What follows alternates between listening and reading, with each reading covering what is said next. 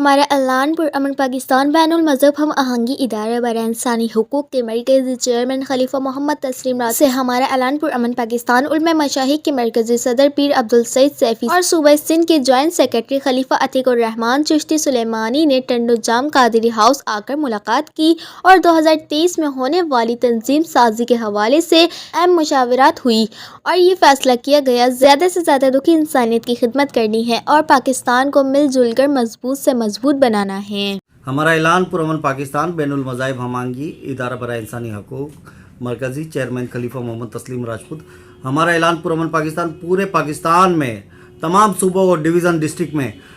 فلاحی سرگرمیاں جاری ہے اور ہمارے لوگ بڑھ چڑھ کے مظلوموں کی آواز بن رہے ہیں، ادارہ برائے انسانی حقوق کے لیے کام کر رہے ہیں۔